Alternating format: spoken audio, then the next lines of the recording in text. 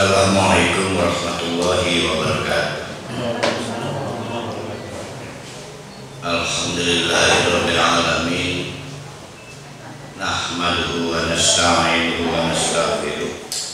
Wa na'udzu billahi min shururi anfusina wa min sayyiati a'malina.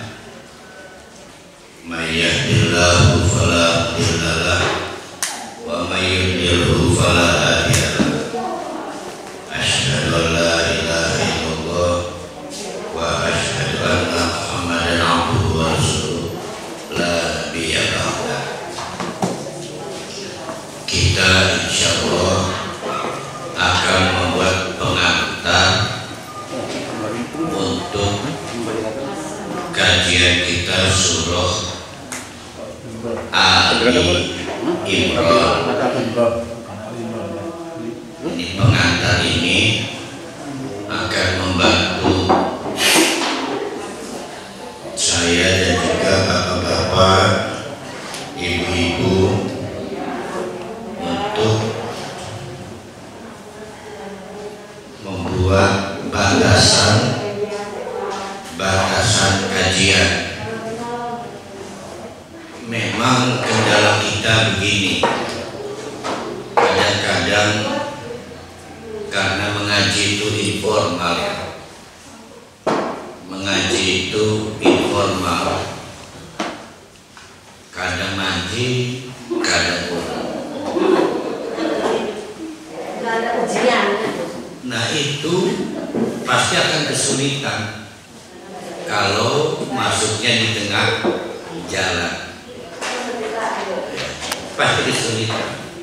Tapi kalau kita membangun pengantar yang baik, insya Allah tertolong, walaupun karena suatu situasi mendesak bolos.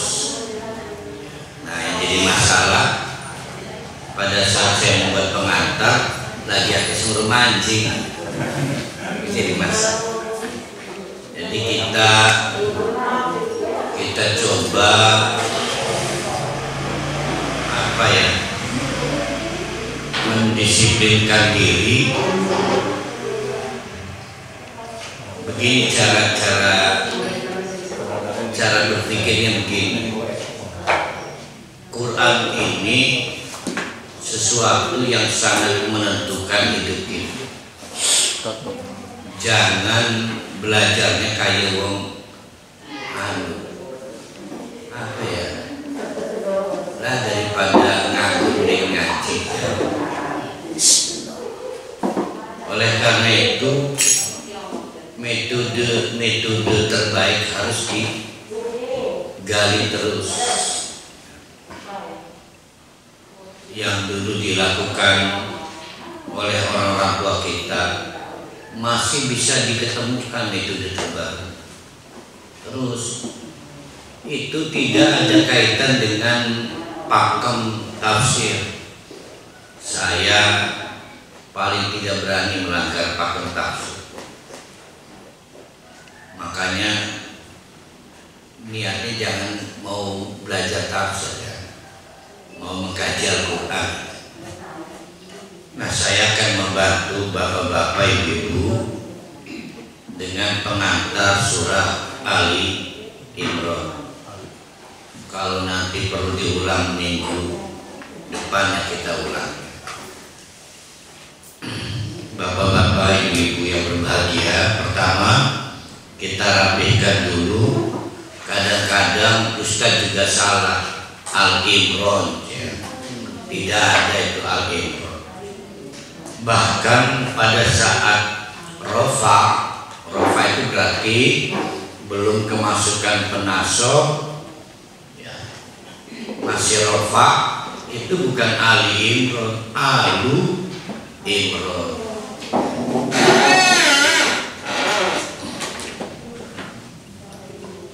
Kalau saya tulis Alkitab begini bacanya apa nih Pak Ali? Alkitab. Enggak. Ujungnya apa ya? Alkitab. Alkitab. Nah ini namanya rofa. kan? Kalau saya tulis begini,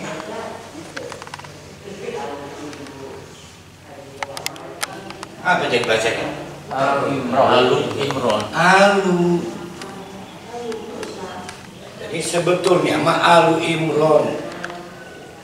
Bukan Ali. Kenapa menjadi Ali? Karena dia mudhof dari Rotu Ali Imron. Nah, karena kita kebiasaan surah Ali Imron, sebenarnya mah Alu Imron. Jadi yang benar Alu Imron. Ya, kalau lagi nggak disebut suratnya atau tidak dalam keadaan majrur, maka ya Alu Imron. Alu Imron. Hanya udah biasa ya. Bukan tidak biasa, karena kita ke bawah ke gemblong. Alu ya. Iya. Iya, enak amat gemblong ya. Lamun Alu. Versi Budi Surya itu gemblong je. Iya, lamun Alu. Ketan biasa. Iya itu ya, tolong dikembalikan. Uyasan itu yang lembut itu. Kalau padat serundeng. Jadi wong pontang nyebut lamun digoreng kan. Sampai lembut kan kesan. Disebut uyasan. Sinyal gunung di barat. Orang udah bikin kosak hijau. Ya. Jadi Alu Imron. Alu keluarga. Nah, berarti tentang Imronnya atau keluarganya? Keluarga. Berarti siapa saja itu? Anak dan istri. Yang keluarga je. Bapaknya anaknya Berarti Imron.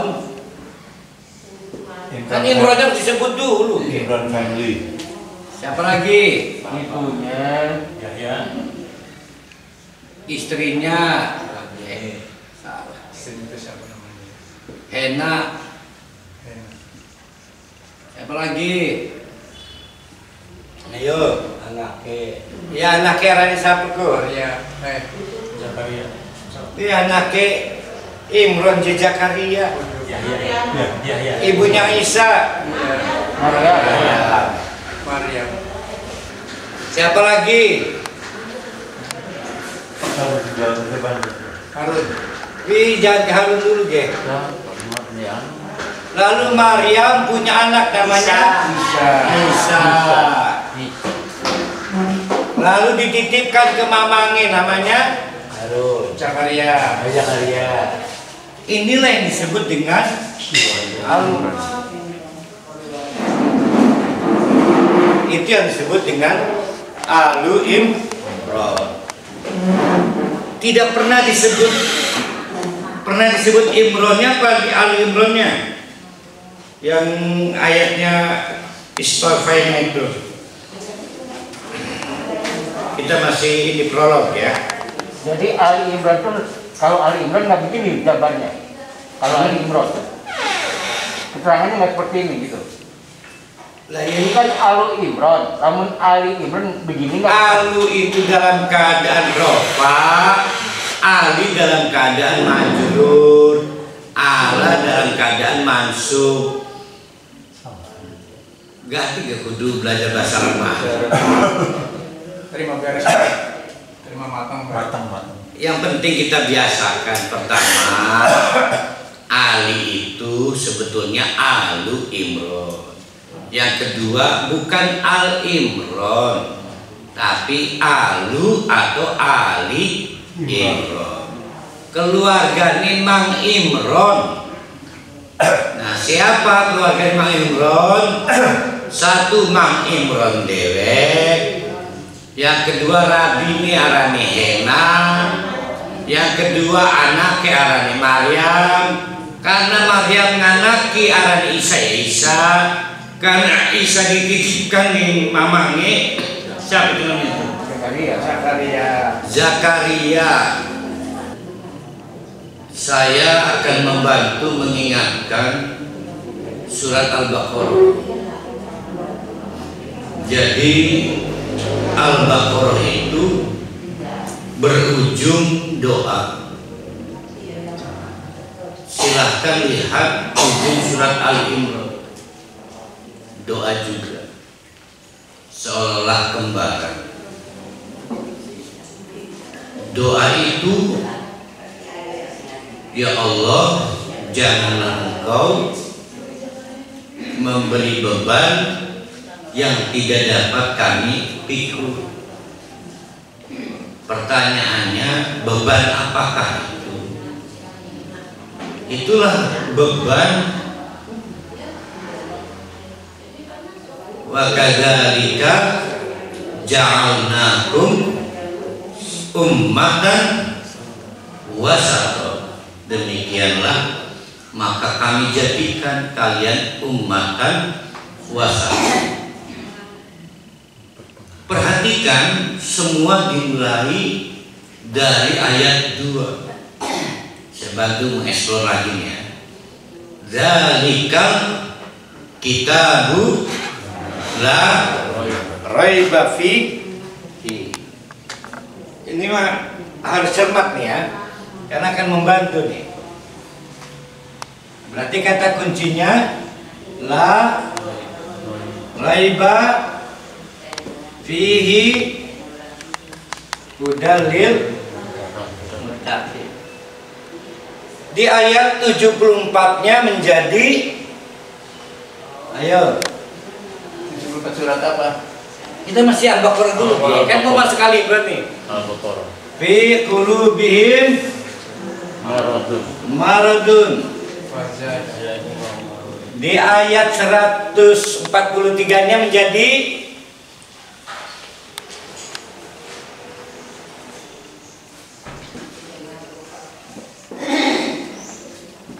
wa qasat qulubuhum. Ini rangkaian panjangnya ya.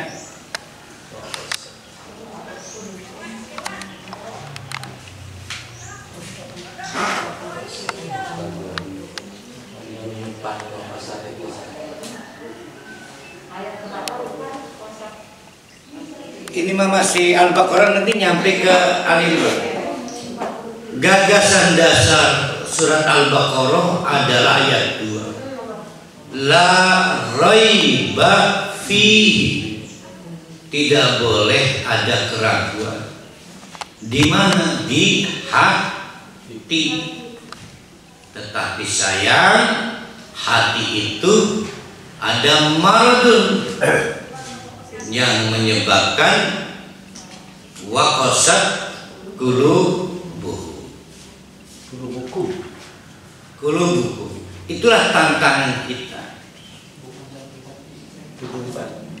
Jadi dari ayat 2 sampai 278 surat Al-Baqarah sebetulnya bicara apa? Kan udah selesai kita kaji. Sebetulnya bicara bagus, bicara hati. Pekerjaan hati apa? Mengelola iman. Jadi surat Al-Baqarah adalah surat tentang membangun iman. Satu ya. Karena ternyata surat Ali Imran adalah surat tentang membangun Islam. Itulah kenapa kita temukan inna dina indallahi Islam di surat Ali Imran. Berulang-ulang kata al-Islam, kata al-Islam itu disebut di surat Ali Imran dan tidak disebut di surat Al-Baqarah, kecuali diulang-ulang kata iman, termasuk wa atimmu imanakum, dan akan kami sempurnakan iman kalian. Nah, dengan dua perbandingan ini sekarang kita sedikit memahami Allah lebih dahulu melalui surat Al-Baqarah memperkenalkan tentang iman. Lalu melalui surat Ali Imran mengantarkan kita tentang atribut keimanan, namanya agama Islam. Itu dua hal yang menarik ya. Dua hal yang menarik. Oleh karena itu maka doa yang ada pada ujung surat Al-Baqarah adalah kesimpulan penting tentang surat Al-Baqarah itu sendiri. Ya Allah, janganlah Engkau memberikan beban yang tidak bisa aku pikul. Kenapa orang memohon doa seperti itu? Karena choice, karena pilihan. Orang ini termasuk Pak Rohali, Pak Tata, Pak Rian, akhirnya mengambil keputusan siap saya menjadi ummatan wasatan. Itu pilihan. Siap juga menerima Nabi Muhammad, Nabi terakhir. Siap juga menerima Al-Quran sebagai kitab Allah. Siap. Tapi janganlah bebannya terlalu berat. Jadi ini soal pilihan, yaitu pilihan beriman. Iman kepada Allah, iman kepada Nabi Allah, iman kepada kitab Allah, dan iman-iman yang lain. Itulah kenapa pernah kita gambarkan surat Al-Baqarah adalah bagian dari upaya Allah mempersiapkan umat Muhammad untuk menghadapi perang Badar yang pada ayat 70-an digambarkan seperti perang Nabi Daud melawan Jalut atau David Goliat itu. Karena angka-angkanya mirip, yaitu 300 lawan 1000. Berarti surat Al-Baqarah itu surat apa itu? Surat yang didedikasikan untuk seluruh kita semua ketika kita mengelola kemenangan. Terbukti perang Badar itu menang. Sehingga kalau kita ngomong wajar, saya orang beriman, mata Nasrullah, kapan pertolongan datang? Beriman. Tapi satu hal yang paling sulit, bagaimana hal yang sama kalau kalah? Udah beriman kok kalah? Coba. Itulah surat Ali Imran. Jadi surat Ali Imran adalah surat bicara soal perang Uhud. Surat Al-Baqarah adalah surat bicara soal perang Badar, bahwa orang beriman lalu diberi kemenangan oleh Allah. Tetapi di surat Ali Imran sudah beriman tapi dibikin kalah oleh Allah, perang Uhud. Ya. Nah, kita lihat dulu surat Ali Imran ayat 172.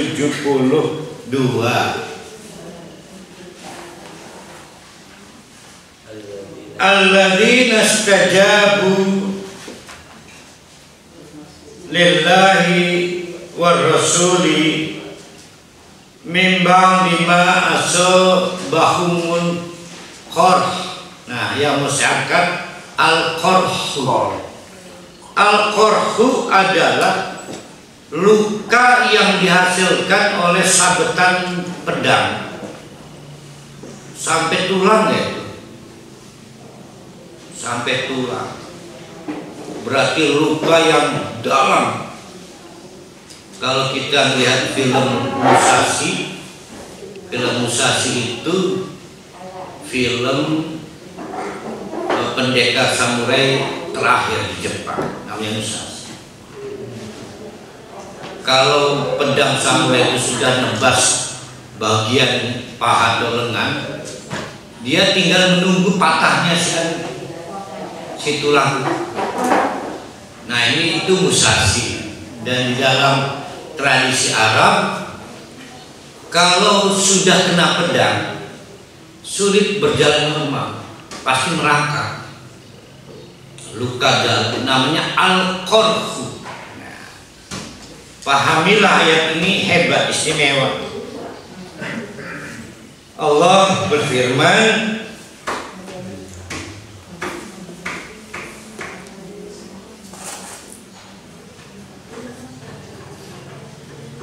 alladzina, yaitu orang-orang, ini soal orang beriman ya, berislam, istajabu, yang walaupun tidak sekaligus tetap memenuhi lillahi, panggilan Allah, war rasuli, dan panggilan Rasul. Ini diceritakan pasukan Rasulullah kacar-kacir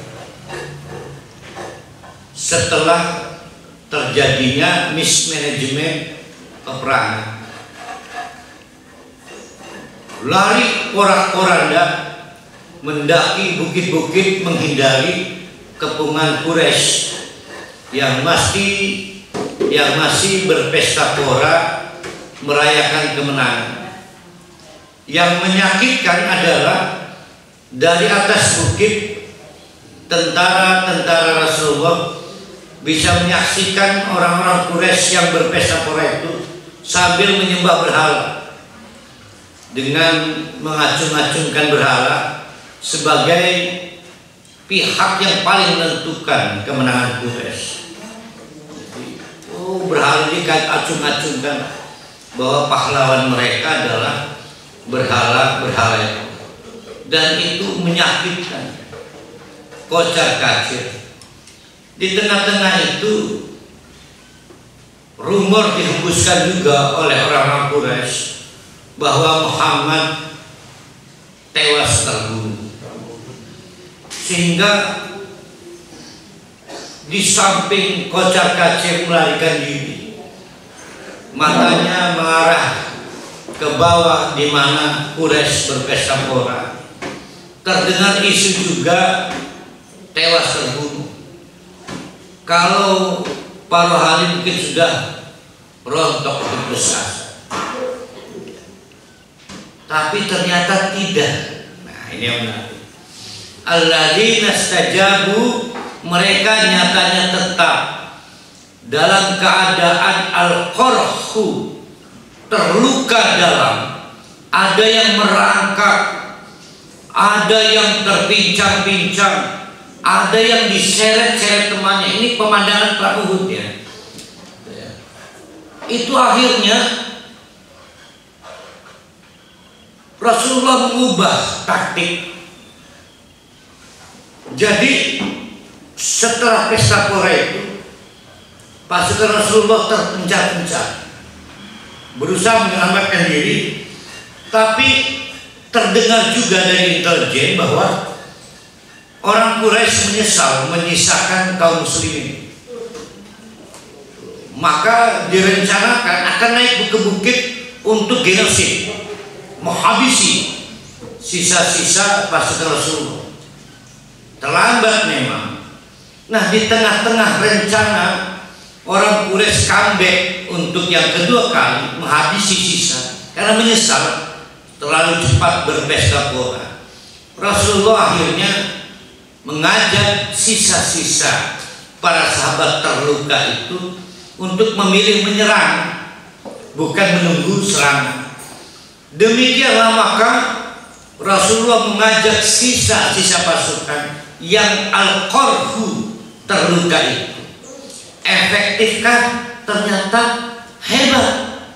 Modal iman dan Islam itulah yang menyebabkan alladzina, mereka itu istajabu, memenuhi dengan segala caranya. Kalau ijabah kontak, ini mah istijabah. Ada yang butuh perban, ada yang minta cari siapa yang menggendong karena udah kacau keadaan fisiknya ya. Istajabu lillahi, memenuhi panggilan Allah, wali rasulihi, dan memenuhi panggilan Rasul, war rasuli, dan memenuhi panggilan Rasulullah, min ba'di ma asabahumul qarh, setelah mereka ditimpa luka yang dalam. Tuh hebatnya, ya.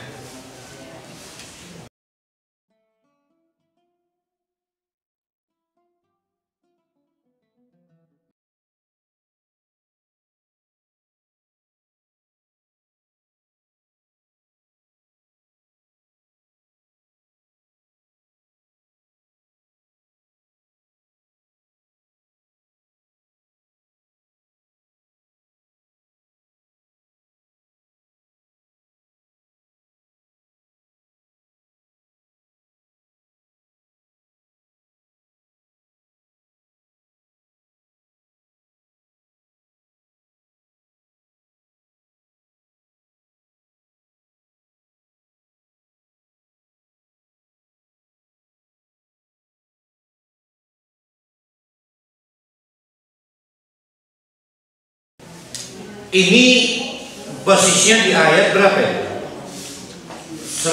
172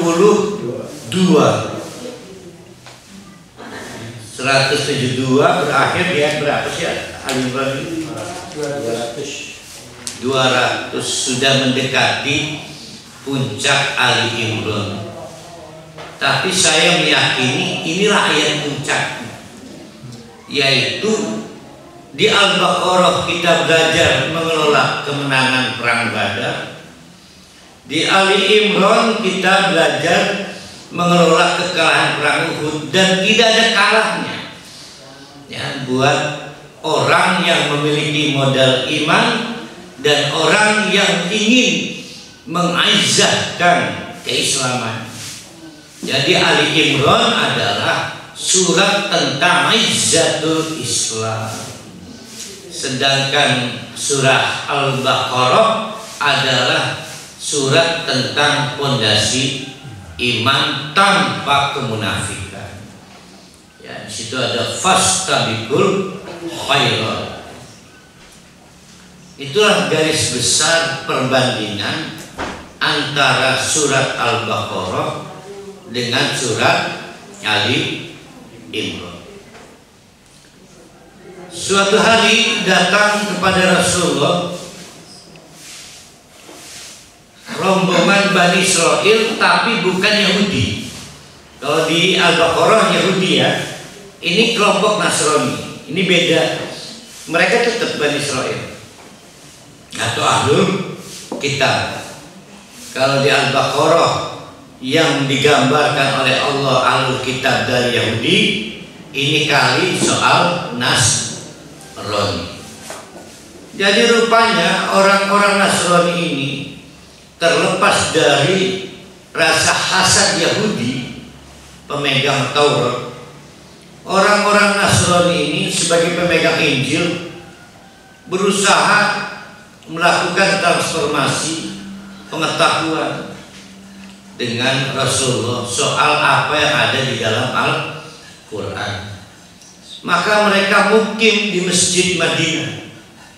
Sayangnya mereka melakukan ritual Nasrani sambil ngobrol, setitik-titik takon Rasulullah, titik-titik takon Rasulullah. Semua didokumentasikan di Ali Imran. Termasuk pada saat mereka bertanya kepada Rasulullah, ya Rasulullah, kenapa sih soal kehalalan makanan itu dibedakan antara apa yang diizinkan pada saat Taurat Nabi siapa? Sebelum Musa, setelah Musa? Ayo nabinya Yahudi siapa? Musa. Enggak, bapak kandungnya siapa? Nah, ya. Itu menjadi berbeda yang diizinkan di zaman Yakub dengan yang diizinkan di zaman Aisyah. Kata Rasulullah, Siranis Majah Injil, ya udah dibaca. Emang kamu tahu pernah lihat Taurat?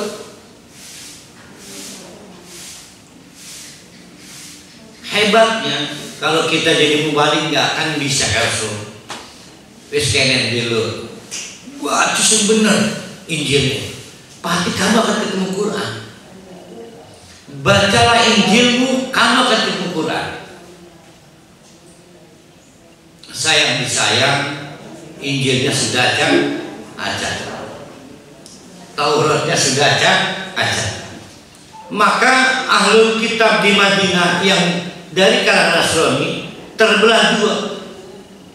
Ada yang bertahan dengan kekafirannya, jelas ya.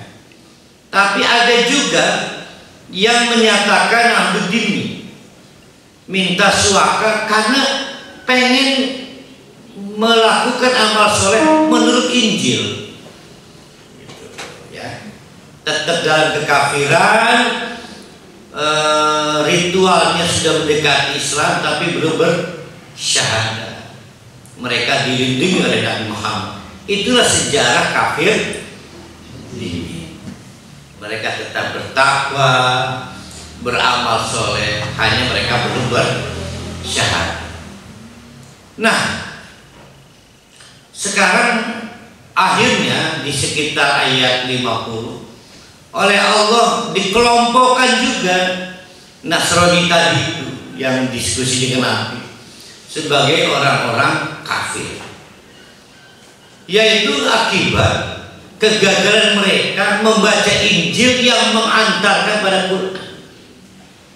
Jadi kalau orang membaca Taurat yang benar pasti sampai ke Injil.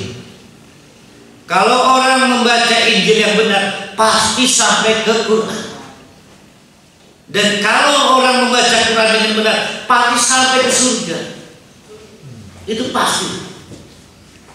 Yang jadi masalah, penganut Taurat akhirnya gagal membaca Injil. Memang dia acak-acak kok. Membaca Tauratnya sehingga tidak berasa Injil. Diulang juga problem yang sama oleh pembaca Injil, tetapi kita pun membaca Quran juga dengan cara yang salah. Ada di Ali Imran. Jadi rupanya cara kita membacalah yang membuat kitab apapun tidak ada manfaatnya, tidak ada faedah. Dan ini dialami oleh orang-orang Nasrani. Ini penting karena Nasrani adalah kelompok umat yang tidak punya rasa hasad sebesar Yahudi. Sama-sama ahlul kitab, tapi rasa hasadnya tidak sebesar Yahudi. Walaupun walan tardo angkal Yahudu walan nasoro hatta tattabi'a millatakum. Ada yang mengatakan ayat itu yang dimaksud Nasrani dari kalangan Yahudi, gitu ya. Jadi ada yang mengatakan tapi ya Nasrani Yahudi. Pada dasarnya mereka itu tidak senang dengan cara kita mengerjakan agama Islam. Nah, latar belakang tadi menjadi background dari surah Ali Imran, bahwa umat Islam sekarang mendapatkan tantangan. Di Al-Baqarah sudah belajar tentang orang kafir yang sifatnya general, tentang orang munafik yang sifatnya general, tentang ahlul kitab dari Yahudi. Maka di Ali Imran dilengkapi tentang ahlul kitab dari kalangan Nasrani. Pilihannya dikembalikan kepada kita. Kita mau seperti apa? Apakah kita mau meneruskan keimanan kita? Maka inna dina indallahil Islam. Kita ada di sini, ada di surat Ali Imran. Cara membuktikannya adalah pada saat kita beriman, lalu seolah-olah Allah tidak menolong kita, masih mau bertahan dengan keimanan. Kalau tidak mau bertahan dengan keimanan, maka orang tidak bangga berislam. Misal kebanggaan Islam, Aisyah Islam. Oke lah, kalau perang susah ya, nggak akan ketemu perang bapak-bapak ibu. Wis rajin salat masyarakat baik, wahyu udah nyebut orang Islam. Itu sama. Ada orang Yusuf Mansur kemarin, apa kalimatnya? Ayo Yusuf Mansur, Ustadz Yusuf Mansur. Kalau orang miskin itu pasti karena ibadahnya acak-acak, kan gitu ya. Ya Allah alamnya, tapi pertanyaannya bisa juga dipinjam. Andai kata sudah baik ibadahnya, tapi masih miskin, masih bangga nggak beriman dan berislam? Mau nggak bertanya, ya Allah ini serius urusin harga ibadah kita? Kurang lebih begitulah situasi pasukan perang Uhud. Beberapa runtuh kebanggaan Islam. Kelek lagi punya beberapa lagi. Nah itu kita transfer sekarang. Jadi akhirnya menguji ketulusan kita beriman dan kebanggaan kita berislam ketika ekspektasi kita tidak sesuai. Kadang-kadang kan iya tegar amat ya, kiai J boroken J-an.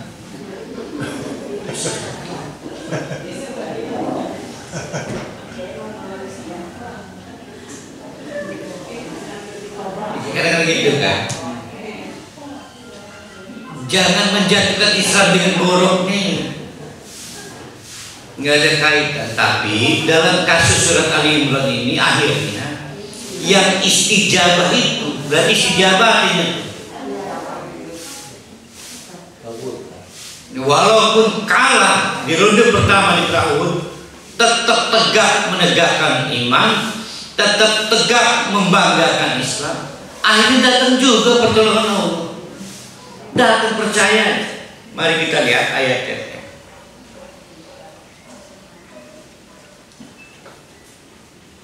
Itu dijawab oleh Allah di ayat 174. Fanqalabu bini'matillah, maka bini'matin minallah, maka pasukan perang yang kalah di ronde pertama itu, pasukan terluka itu akhirnya dapat kembali dengan menggondol nikmat dari Allah, wa fadlin, dan berbagai anugerah.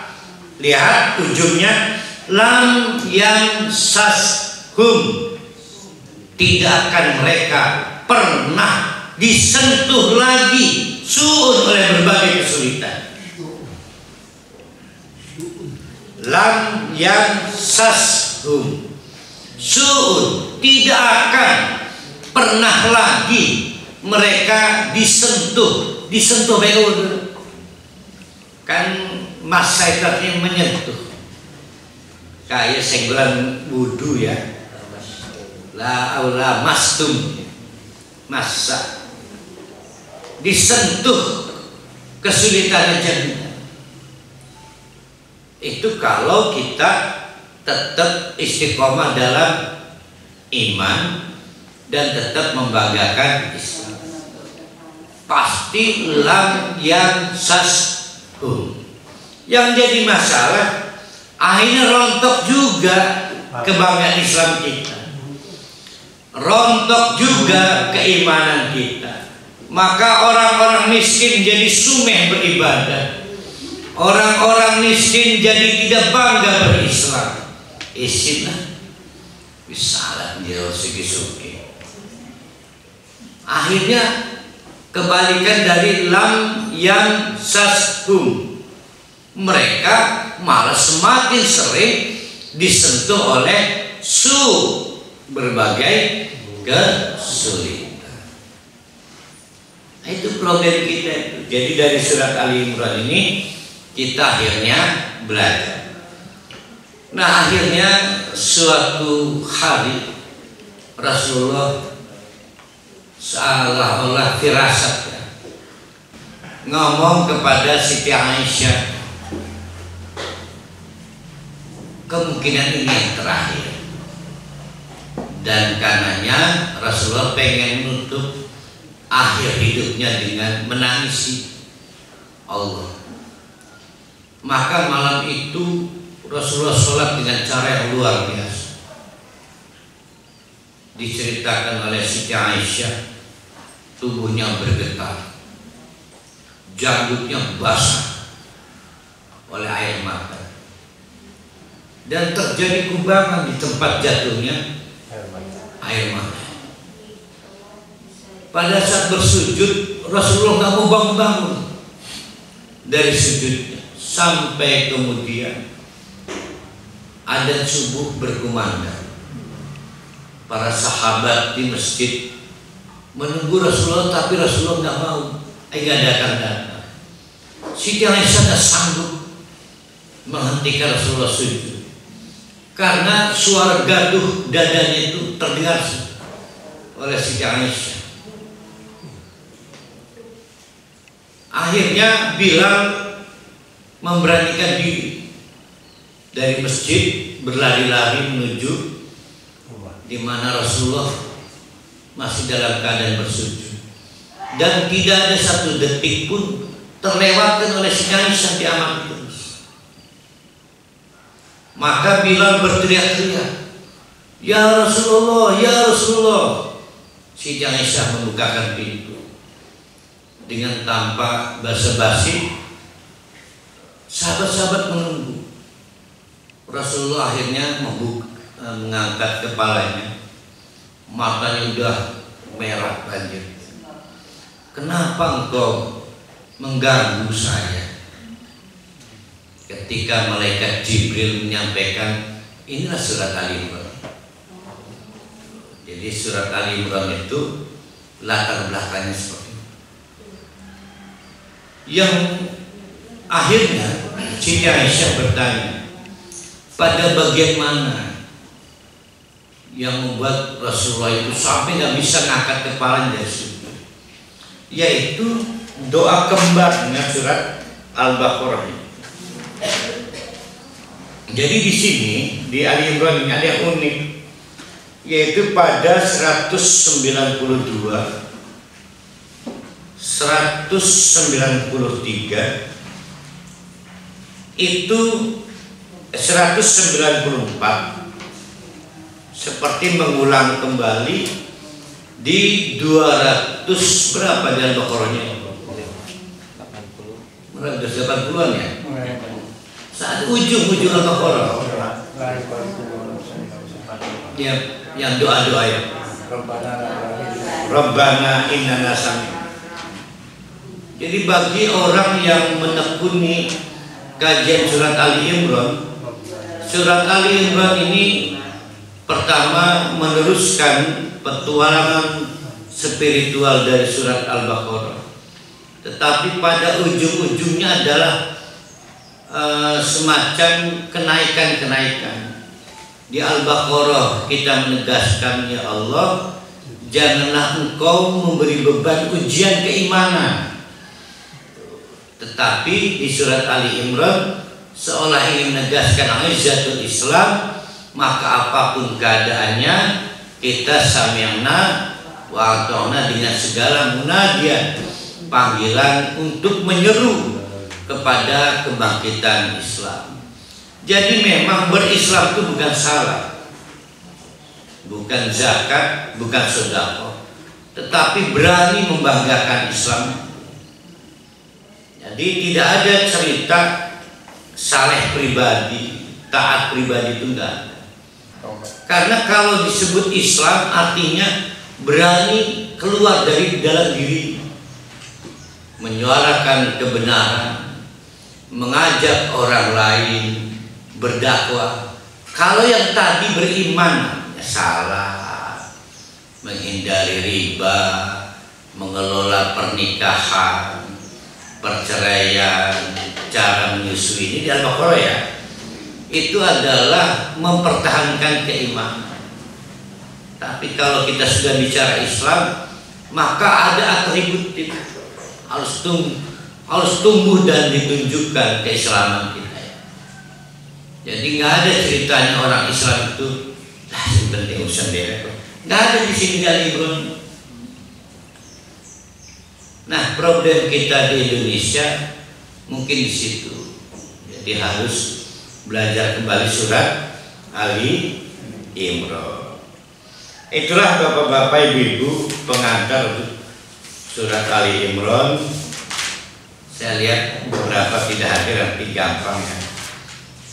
Akan kita ulang yang jelas tahapan-tahapannya.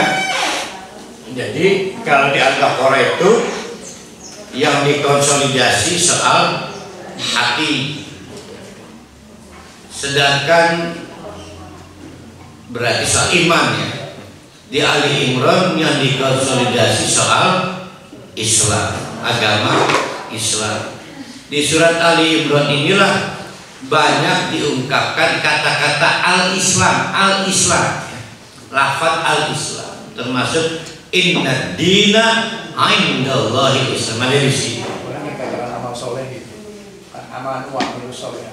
Oh itu mah di Makkiyah kemarin. Enggak ya, maksudnya di Ali Imran itu mengenai amal soleh. Ya, itu jadi Islam dan praksis amal soleh itu aksinya gitu ya. Nah kan di Al-Baqarah juga kita belajar riba, belajar tentang infak, belajar tentang sedekah. Itu seakan-akan selalu kita kait-kaitkan kan dengan sholat, dengan padahal soal Islam itu bukan soal itu. Soal Islam itu soal izzatul Islam. Itu soal iman kali. Orang salat itu soal iman. Bersedekah itu soal iman. Tapi soal izzatul Islam ini menjadi kedodoran. Bahkan kedodoran menghadapi teman sendiri. Kemarin alhamdulillah ada kasus Palestina. Jadi kita tahu tokoh-tokoh nasional kita itu nggak sesungguhnya punya empati pada Palestina. Alhamdulillah jadi tahu. Di situ ada Pak Endo Priyono, mungkin lagi sumeh dia lagi sibuk urusan lain. Ada Kiai Ma'ruf Amin, lagi banyak urusan COVID. Jadi sumeh. Hidayatul Islam itu apa? Kemegahan, kebanggaan. Bukan Aliza itu mah punya ya Aliza. Izzatul Islam, kebanggaan. Islam muslimin.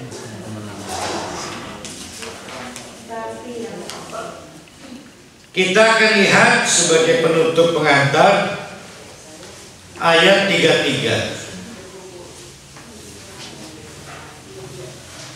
Innallaha astafa Adama wa Nuhan wa ala Ibrahim wa ala Imran ala alamin. Ada 4 nama disejajarkan. Kita lihat ya. Pertama Nabi Adam sebagai Abul Bashariyah, kakek moyangnya manusia. Wa Nuhan dan Nabi Nuh, wa ala Ibrahim, lihat tuh, wa ala Ibrahim. Lihat ya, bukan Nabi Ibrahim, keluarganya Nabi Ibrahim, ya Nabi Ibrahim sendiri dan reng-rengannya anaknya putunya. Ada Ismail, ada Ishak. Dari Ismail sampailah kita bertemu Nabi Muhammad. Dari Ishak juga sampailah bertemu Yakub dan lain-lainnya. Banyak nabi yang tidak disebutkan. Maka disebut ala Ibrahim atau ali Ibrahim. Barulah alu Imran. Bukan Imrannya, tapi keluarganya Imran. Di situ ada Imran itu sendiri, ada istrinya bernama ya boleh Hana boleh Hena. Jadi keluarga Imran, ada Imran itu sendiri, ada Hena, Hana, dua anak arane Maryam, punya anak Nasab. Ingat anak Nasab ya, Aisyah bin Maryam. Dari Maryam lahirlah Aisyah bin Maryam. Termasuk dalam Alu Imran adalah yang merawat Maryam, yaitu ketua DKM Masjid Aqsa, namanya Nabi Zakaria. Nabi Zakaria itu ketua DKM Masjid Aqsa. Maka Siti Maryam beruntung karena diasuh, dititipkan pengasuhannya kepada Nabi Zakaria yang sehari-hari mengelola Masjid Aqsa, dan karenanya diberikan satu ruangan khusus di masjid itu yang kita sebut mihrab. Nah, disitulah berbagai keistimewaan hadir, di mana sampai kemudian Nabi Zakaria kaget hari itu memasuki kamar Siti Maryam ada buah-buahan yang tidak musim. Ya, duren ning bulan apa ya sebelum musim ya? Kan biasanya bulan Dzulhijjah ya. Jangan pakai ini, pakai komariahnya apa itu? Kan Dzulhijjah biasanya panen, iki lagi panen anak. Sawal. Sehingga diyakini itu langsung dari mereka. Nah, ini harus kita luruskan. Kadang-kadang ada kajian tentang kehebatan itu nggak dilihat di sini, tidak ada. Nah, terakhir, kenapa surat ini diberi nama Ali Imran? Karena inilah bagian estafeta sejarah penting yang mestinya sampai pada Quran, dan mestinya kita orang Islam mencukupkan diri dengan Quran, yaitu soal Nabi Isa.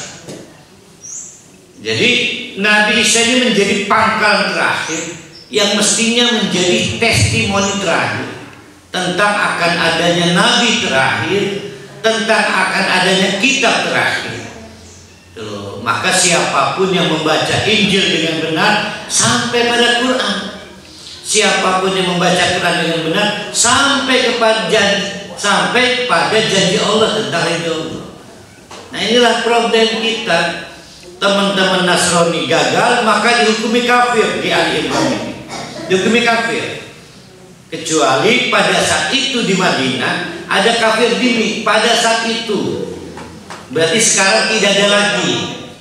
Tidak ada lagi sekarang. Muslah ke ngawam ya. Namun problemnya tetap sama. Al-Quran gagal mengantarkan pada kasus-kasus pasca perang Uhud. Jadi seolah-olah ada ujian dari Allah, ada kegagalan, ada kekalahan, seolah-olah nggak pernah tahu Quran mengajarkan. Hilang akal, hilang hatinya gelap, putus asa, tidak pernah ada jejak iman, dan tidak pernah bisa dibedakan antara orang Islam, kelanjut orang Islam dalam hal ambruk, kalah, gagal. Nah, surat Ali Imran pada akhirnya ingin mengajarkan dalam sama-sama kalah perang atau suatu kegagalan hidup pasti bisa dibedakan antara orang Islam dengan bukan orang Islam. Ketika orang Islam berhasil membedakan diri, misalnya ada musibah, maka percayalah lam yang sashum su'ud. Setelah itu lewat, badai berlalu, tidak akan ada lagi kesulitan. Tidak akan ada lagi. Ya, tapi separah apa perang Uhud ini kan perang yang paling tinggi kocar kacirnya. Kita nggak akan pernah mengalami penderitaan seperti penderitaan perang Uhud ditinggalkan, paling kerampokan biasa, atau ditinggal mati, rabinya telur-telurnya mati, nggak separah perang Uhud. Makanya kalau punya istri 3 varian, jangan terlalu sering dalam satu kendaraan. Bukan berarti bareng. Saking akrab. Nah, demikianlah pengantar pada hari ini. Silakan menyaksikan dan baca. Aku dikoli hada. Wassalamualaikum warahmatullahi wabarakatuh.